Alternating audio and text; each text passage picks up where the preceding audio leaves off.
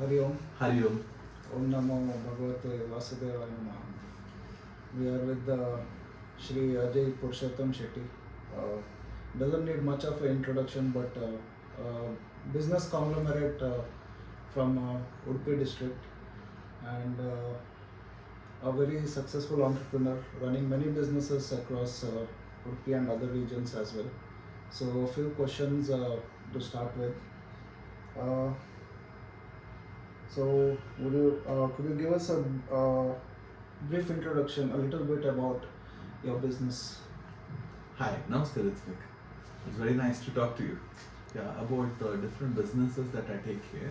I'm into the business of construction, real estate, hospitality.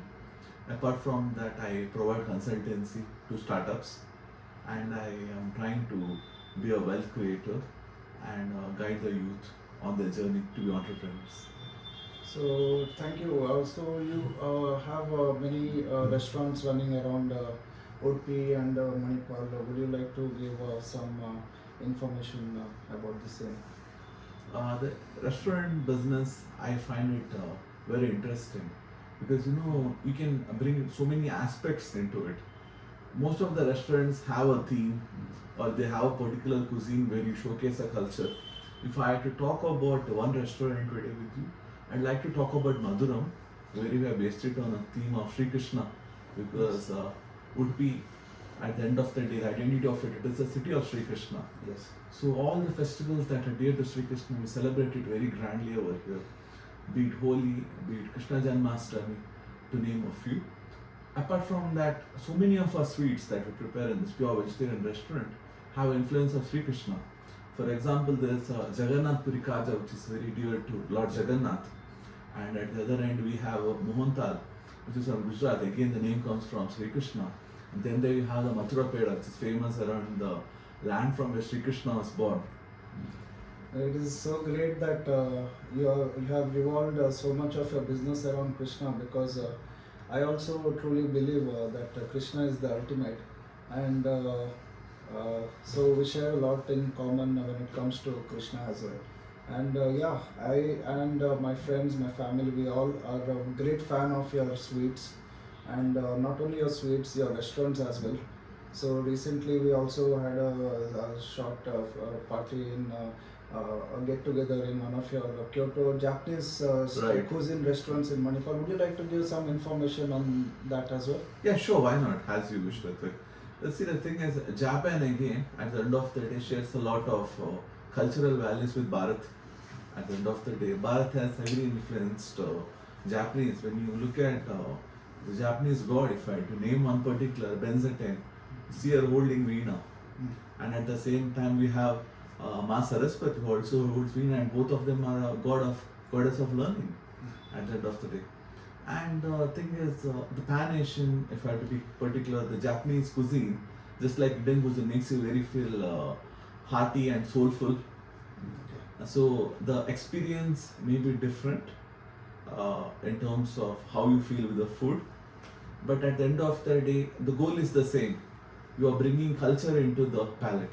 Yeah, it's really great information for me also, learning actually the way how the Indian culture also is connected with the Japanese god. Could you give us a little more information on how, see, if we say Krishna is the ultimate, then how do we, there's so many religions, and so how do we still connect all of these religions to God? Because we're seeing many people from different religions following Hindu culture in today's state. So how would you sum up all the religions to Krishna? If I have to tell you from my understanding,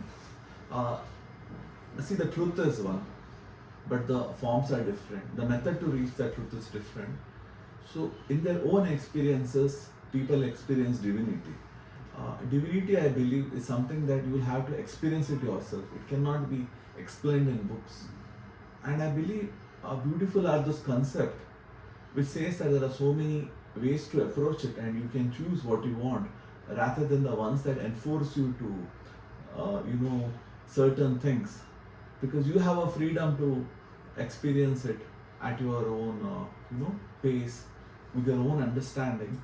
And what I believe is, personally, if I had to name one particular aspect, is the sun. The sun is the truth as we see it.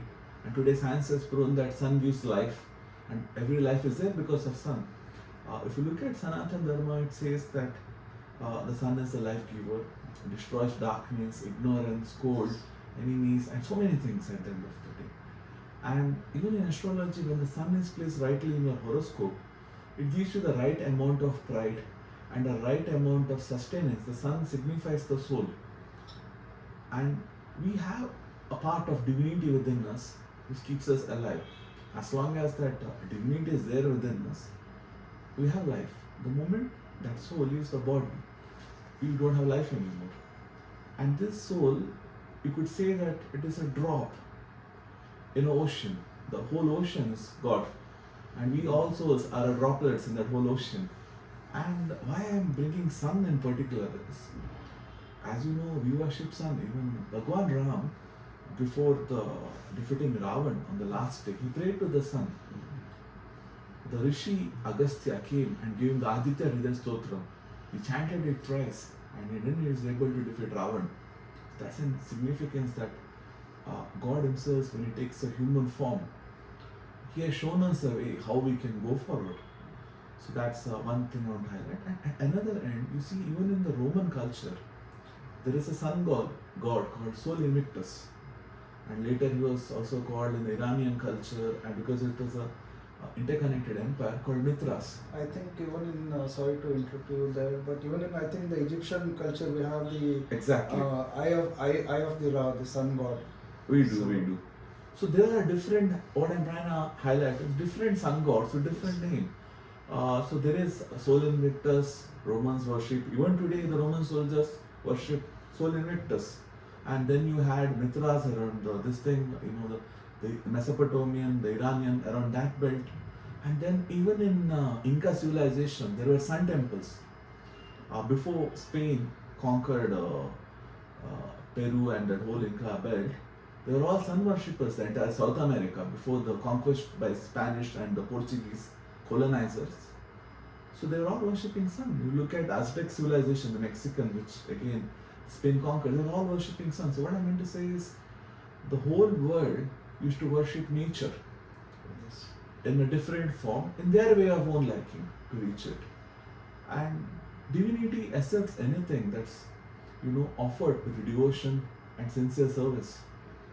So you could say that Krishna is that part of everyone who's a consciousness who guides people what is right and wrong. So your spiritual practices brings you more closer to Krishna and helps you understand what's right and wrong. Because I believe everyone has a different dharma. Dharma is not the same for everybody. Like a father has a different dharma. A businessman has a businessman, you have a different dharma. As a son, you have a different dharma. And in a society, you have a different dharma. For your motherland, you have a different dharma. So, person has to understand what is his dharma, and if he lives according to that, he'll be very happy. That's a really great message for everybody, I think. So, starting with Lord Krishna's name, I would like to continue with some business questions. Please. So, what is your source of inspiration? As we already discussed, I think by now it's quite evident, the source of my inspiration is Sanatana Dharma. Okay. And if I had to sum it up in one shloka, it is Dharmasya Moolam Artha.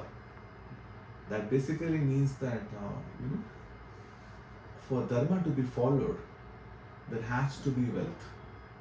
You cannot preach Dharma unless you have created wealth in the state. There will be chaos. People's economical needs has to be taken care of. You have to create wealth for there to be an order in society. And Dharma is that order that keeps the society intact and happy, as I discussed a little while ago. So, what is your message for the youth? Like you said, like one has to be economically sound, because like you said, if one is not stable in financial matters, then the mind is not sthira. Right.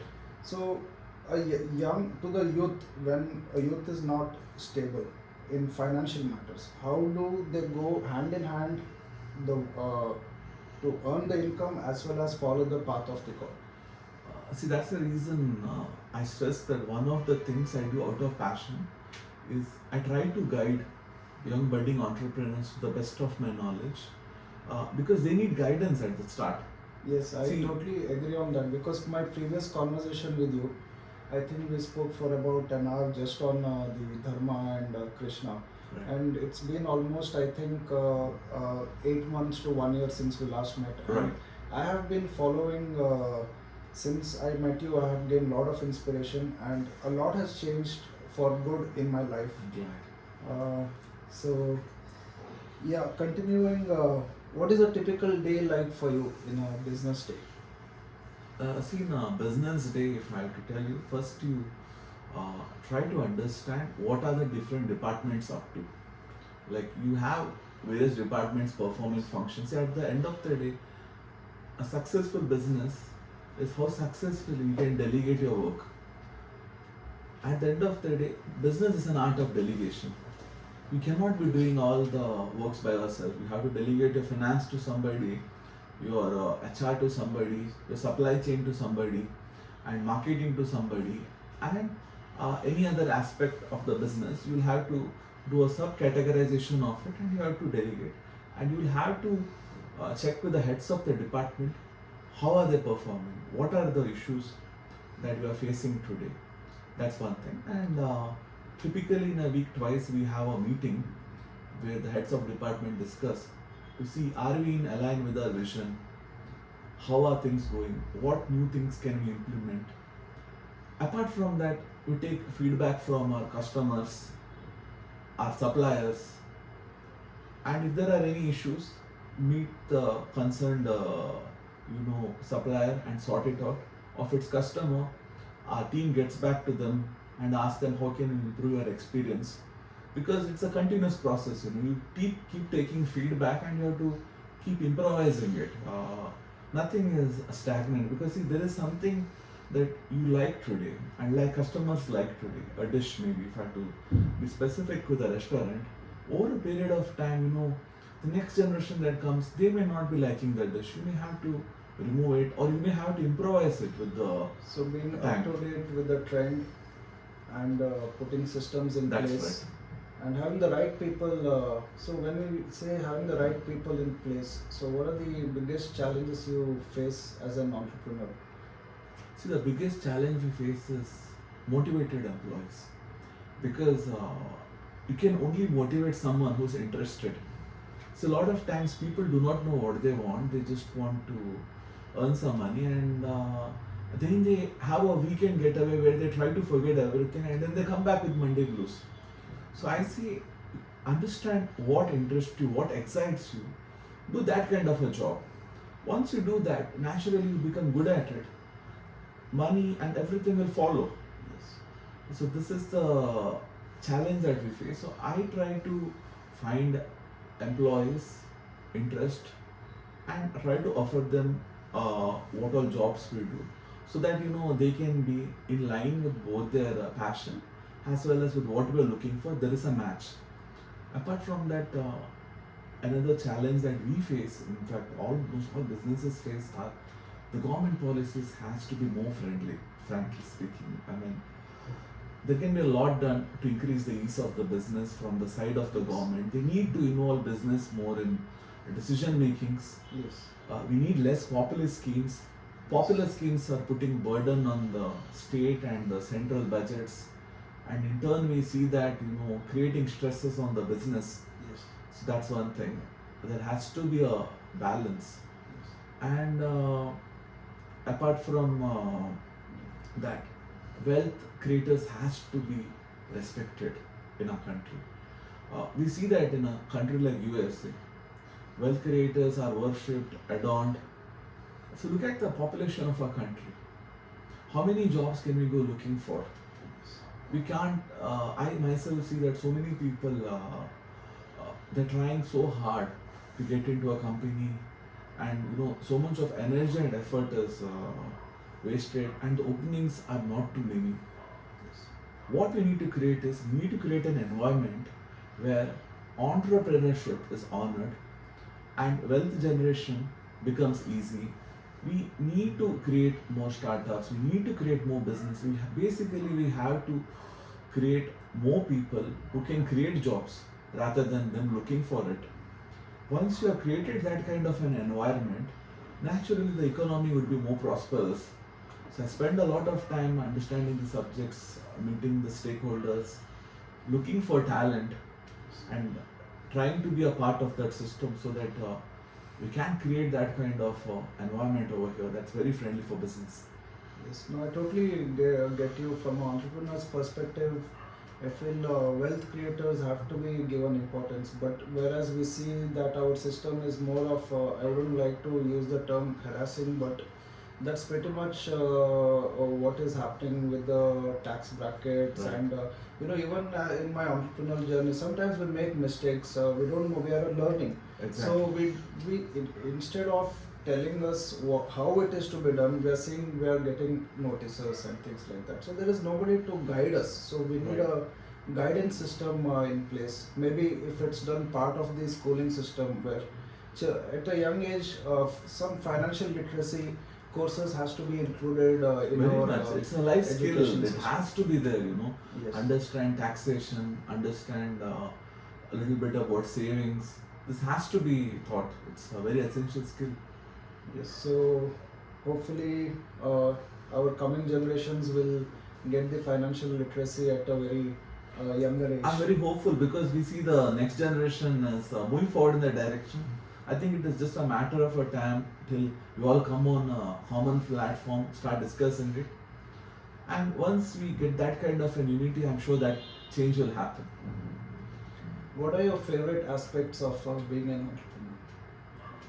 If I had to tell one particular favorite aspect would be that you can get your creativity into your business and you are your own boss at the end of the day. Yes, there will be some mistakes, there will be some successes, but you are accountable for your own action. In that way, what happens is you have no choice but to learn every day from your mistakes, learn every day, as we discussed earlier, stay updated. So there's a lot of excitement because this learning is a continuous process and every day there's something to learn being an entrepreneur. What are the three most important habits a successful entrepreneur should have? I wouldn't be able to point out three, but I'll name a certain aspects that I think is quite important. One thing is discipline, because you have to have a discipline, as in you have to respect time. Being an entrepreneur, you have given a time to somebody, you have to be there at that time, and only when you are there on time and you honor your promises, you will be respected and your word will be taken seriously. The same goes for your employees. A lot of times, entrepreneurs overlook their employees.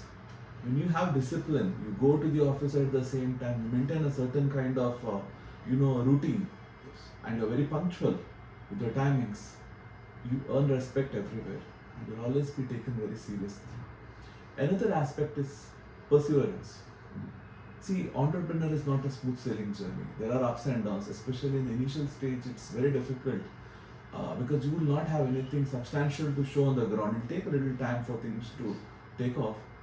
So you need to be ready to take off the beatings, the knocks, and not get affected, and keep continuing what you're doing. Believe in it, but at the same time you have to take feedbacks, understand the markets, and keep improvising, because originally you may have certain idea and you think it may work, but once you actually get into the market you realize what changes you need to make.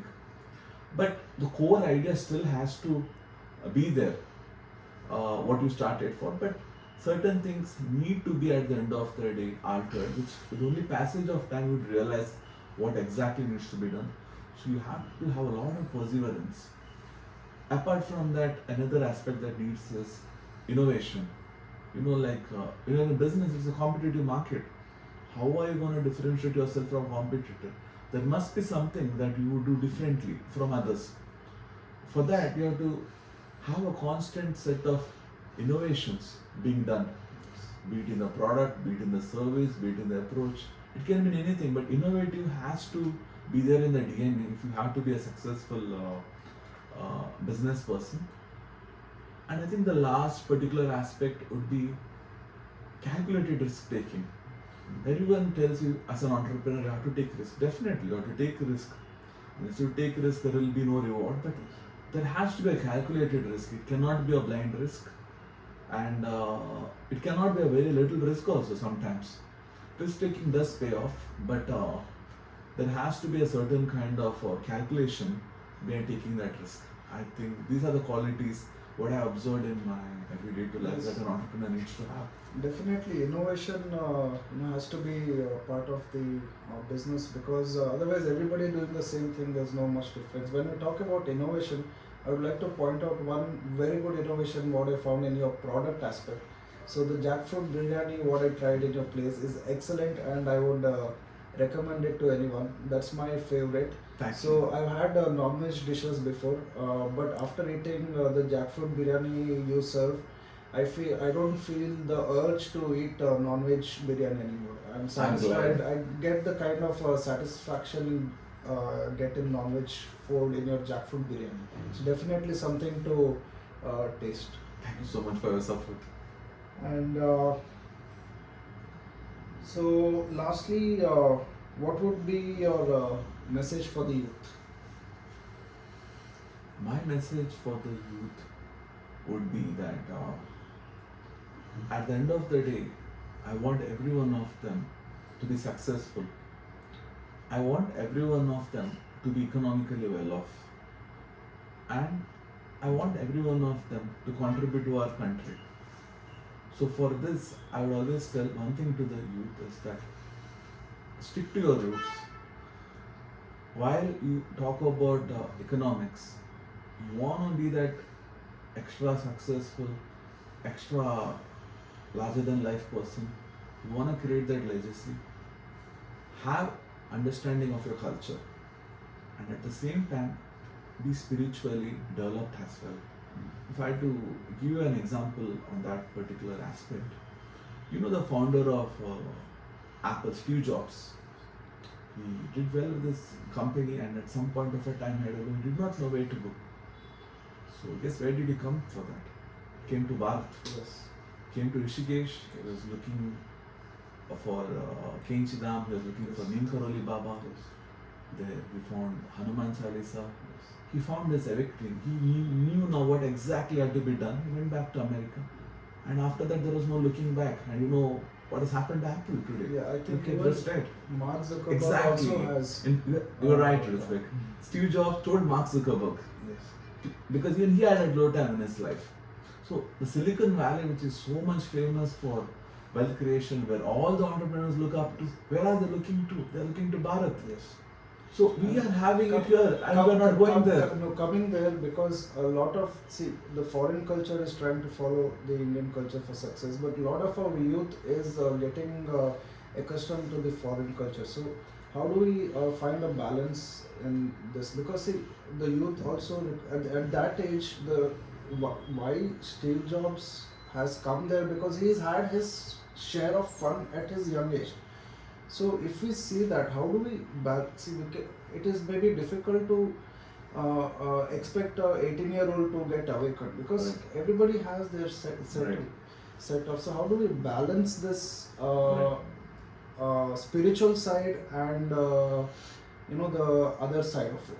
See, the thing is, the mistake that people generally make is when you talk about spirituality, people think you're an ascetic who has renounced the world, who has let go of everything.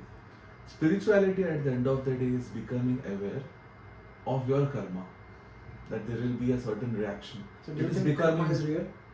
100%, there's no doubt. It is a mathematical equation and it does not discriminate.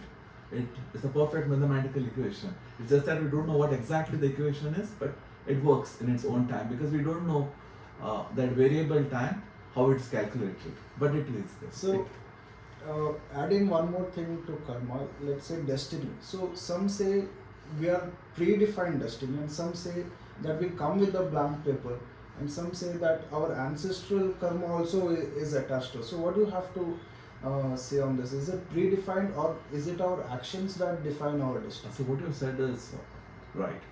See, what happens is I will not claim that I know it in entirety. As per my understanding right now, what I have understood is that you are born with prarabdha karma, what you have done over your successful previous births, not success, previous births, how you have been as a person. So, according to that placement, the soul is born in that particular place, in that particular planet configuration. So, this defines the major aspect of how your life would be.